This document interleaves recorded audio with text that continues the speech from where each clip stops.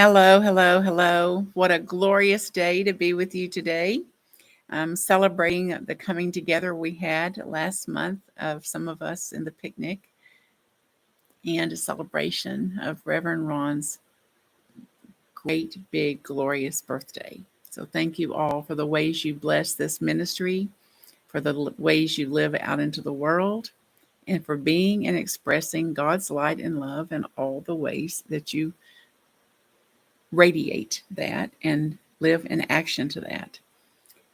This talk today is from the Beatitudes, and I have an affinity for these Beatitudes. They've been very important to me since I was a kid.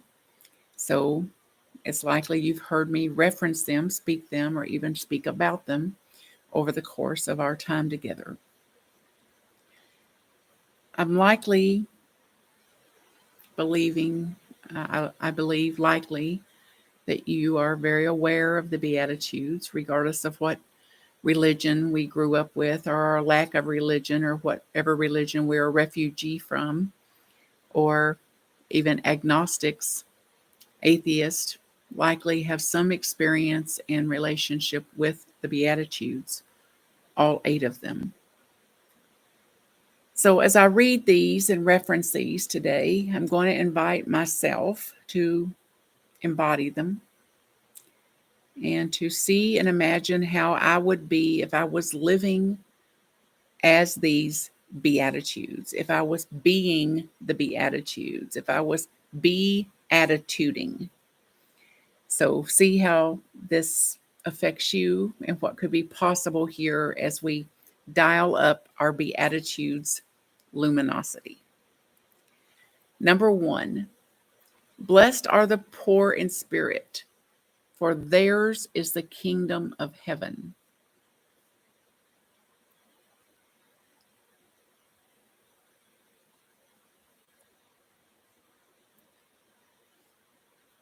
What does this mean for you?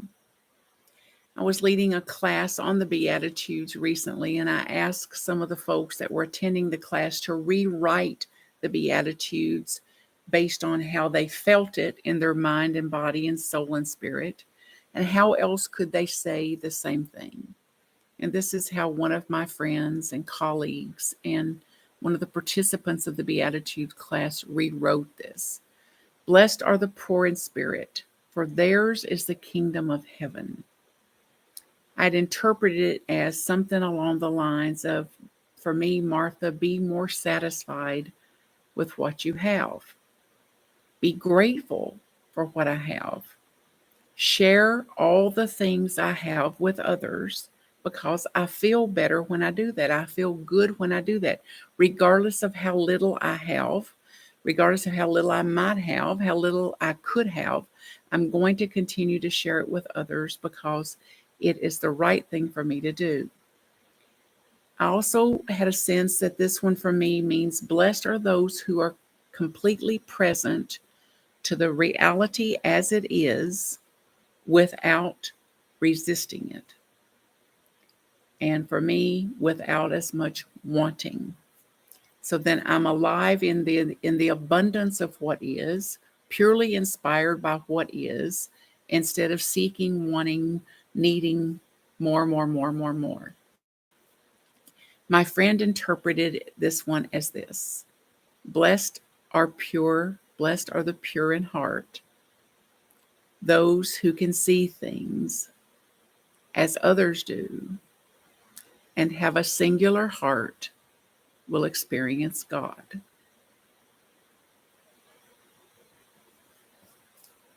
How would you rewrite that one? Number 2, blessed are they who mourn,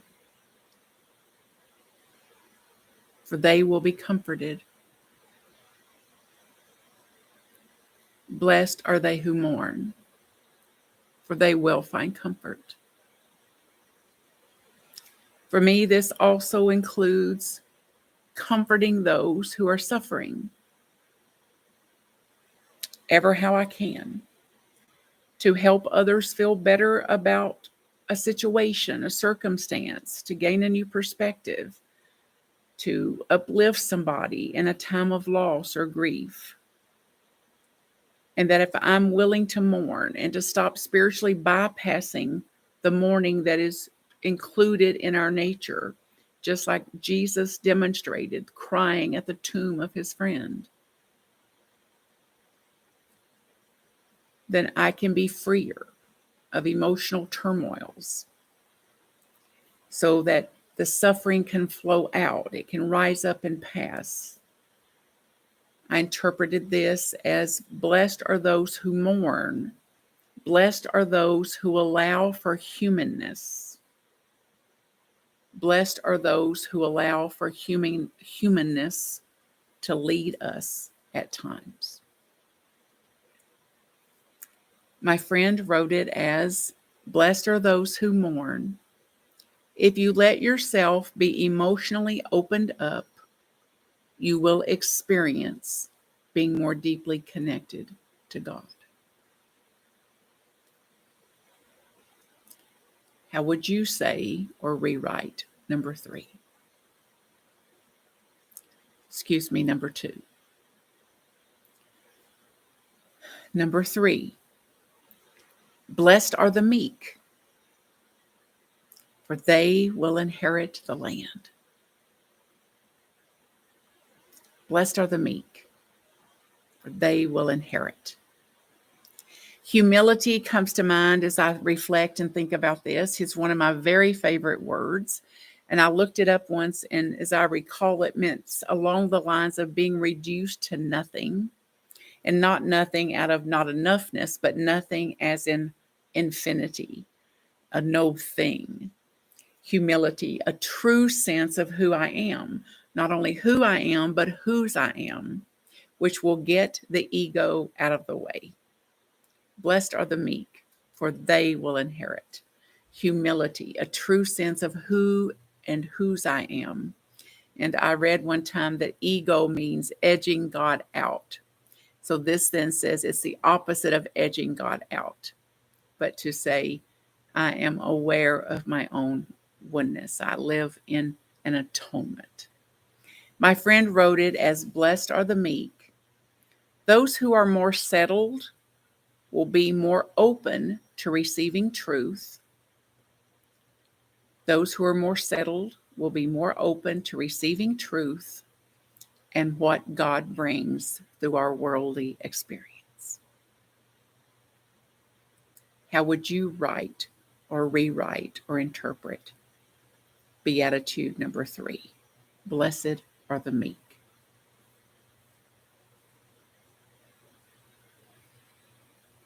Number 4. Blessed are they who hunger. Blessed are they who hunger and thirst for righteousness, for they will be satisfied. Blessed are we who hunger and thirst for righteousness, who stay in the mind of an empty cup, who stay in the learner's consciousness. Inform me, enlighten me, show me, show me, show me. For those who knock will find. Knock, and the door shall be opened. The hunger and thirst for righteousness will be satisfied.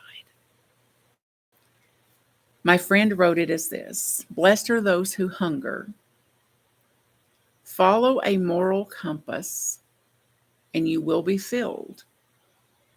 Follow a moral compass, and you will be satisfied. You will live a life more satisfied. Those who hunger to know God better will find God. Those who hunger to know God better will meet God in all situations, similar to what Reverend Ron spoke about just a week or so ago. Number 5, blessed are the merciful. Blessed are the merciful, for they will be shown mercy. Just like the master teacher Jesus forgave. He forgave those that persecuted him. So I forgive those who are unkind to me. And I look for ways to show kindness, even if they're not kind to me. How can I be more merciful? What if I was the first to show mercy, first to offer an olive branch, first to reach across the aisle, so to speak? Blessed are the merciful, for they will be shown mercy. My friend wrote it as this: Blessed are the merciful, those who are mercy and show it will receive it in return. Those who are mercy and show it will receive it in return. You will reap the mercy you show. I will reap the mercy I show. Blessed are the merciful. Number 6. Blessed are the clean of heart, for they will know God. Blessed are the clean of heart, for they will see God. So for me, it's like finding God in all situations, accepting that I cannot possibly understand how or why things happen the way they do in this dimension. Even though I cannot fathom, understand, or make sense out of how and why things happen, accepting that God knows the reason, the purpose, and that God will use it for good. So then I do what is right the best I can, just because I know it's the right thing to do, and accept that God's wisdom is far greater than my own, and that purifying my heart is my own responsibility and a daily devotional effort multiple times during the day to purify my own heart. Blessed are the pure of heart. Blessed are the clean of heart. Martha, keep it clean. And clean it again. And clean it again. No different than I would brush my teeth or take a shower. It's not a one and done something, but over and over and over again. My friend wrote it as this: Blessed are the pure in heart, those with childlike hearts, unspoiled hearts. They shall see the godlike. Those with childlike hearts, unspoiled hearts, seeing as this, will see the godlike, the likeness of God. How would you write number 6 or interpret number 6? Blessed are the clean of heart. Blessed are the pure of heart. Number 7, blessed are the peacemakers. Blessed are the peacemakers, for they will be called children of God. Now, this has sometimes been a slippery slope for me because I'm known to go for peace at any price. And I have pretended peace at times when I didn't actually feel at peace at times. So again, this is a direction to go in. These Beatitudes are not a one and done for me, maybe some of you, but a direction to go in so that I am then living, being, and doing my best to bring God's peace to various situations, circumstances, emotional dynamics, relational dynamics, familial dynamics, to be and express God's peace in a situation, a circumstance, including stressful tensions, to be God's peace in the world, and for me to accept that I cannot control the behavior of other people. So the most I can do at times, sometimes, is to regulate my own reactivities and responses and control what I can within me so that people can see and experience the presence of God in me and the ways I express in the world. Blessed are the peacemakers. They shall be called children of God. And my friend reflected and wrote it like this: Blessed are the peacemakers, those who make room for it all have the peace of God. Those who can make acceptance of our ego minds are closer to God. Those who can accept all the aspects of the mind are closer to God, even including our egoic tendencies. Those who make room for it all get to know the peace of God. Blessed are the peacemakers. How would you write or reflect or speak that one? And number 8, blessed are those who are persecuted for the sake of righteousness. Blessed are those who are persecuted for the sake of righteousness, for theirs is the kingdom of heaven. And that means for me to be willing to stand up for God's law, God's love, the teachings, even if I'm ridiculed about it, teased, or insulted, not popular.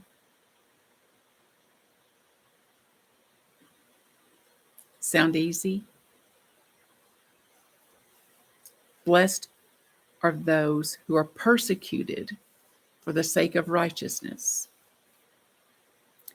Theirs is the kingdom of heaven. My friend wrote it like this: Blessed are the persecuted. Stay true to your truth, regardless. Live your truth, regardless. And do what you believe is right.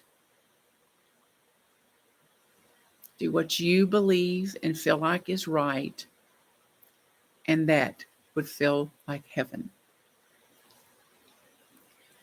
Blessed, blessed are those who, for the sake of righteousness, accept there could be persecution. Those willing, for the sake of righteousness, to be persecuted, theirs is the kingdom of heaven. All right. And then, inspired by this writer named Nadia Bowles-Weber, she says this: I imagine Jesus standing among us offering some new Beatitudes.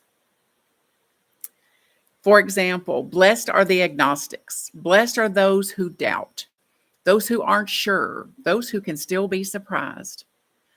Blessed are they who are spiritually impoverished and therefore not so certain about everything. Blessed are they who can still take in new information. Blessed are those who have nothing to offer. Blessed are the preschoolers who cut in line at communion. Blessed are the poor in spirit. You are of heaven, and Jesus blesses you. And I, Martha Creek, want to bless all of it too, for my own sake. She further goes on, blessed are they for whom death is not an abstraction. One of my friends buried its little grandchild this past week, a little newborn, just a few months old. Blessed are they who have buried their loved ones, for whom tears could fill an ocean. Blessed are they who have loved enough to know what loss feels like. Blessed are the mothers of the miscarried. Blessed are they who don't have the luxury of taking things for granted anymore. Blessed are they who can't fall apart because they've got to keep it together for everyone else. I relate. Blessed are those who still aren't over it yet. Blessed are those who mourn. You are of heaven, and Jesus blesses you. And I bless you in your humanness. Blessed are those who no one else notices. The kids who sit alone at middle school lunch tables, the laundry guys at the hospital, the prostitutes, the night shift street sweepers, all people. Blessed are the forgotten. Blessed are the closeted. Blessed are the unemployed, the unimpressive, the underrepresented. Blessed are the teens who have to figure out a way to hide the new cuts on their arm. Blessed are the meek. You are of heaven, and Jesus blesses you. Blessed are the wrongly accused, the ones who never catch a break, the ones for whom life is actually hard. For Jesus chose to surround himself with people like these.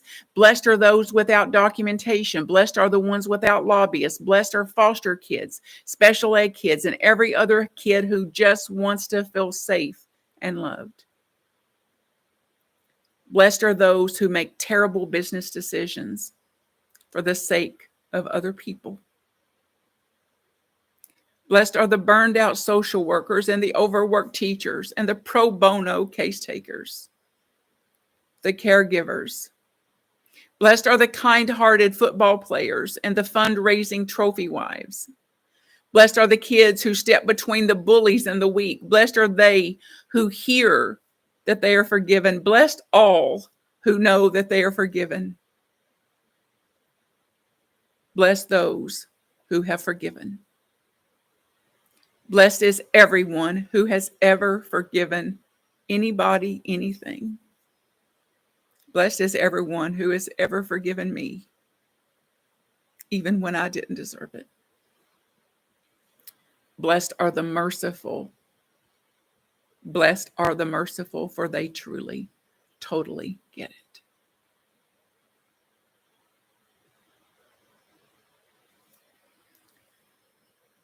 So thank you to this author and this writer, this teacher, this minister, Nadia Bowles-Weber.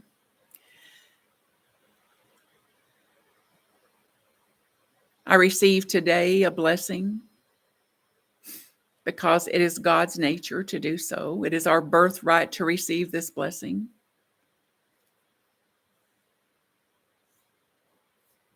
And I bow to you in your ways of receiving a blessing, of being a blessing, of extending that blessing.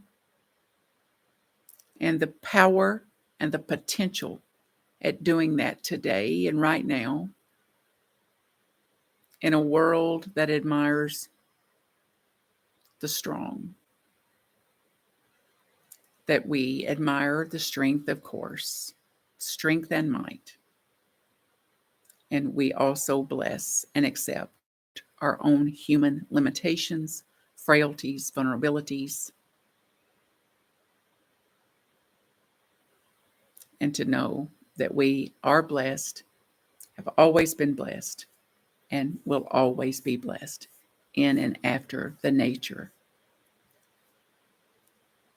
of our master teacher, Jesus, of God's beautiful power, God's blessing on us, received here and now. Namaste.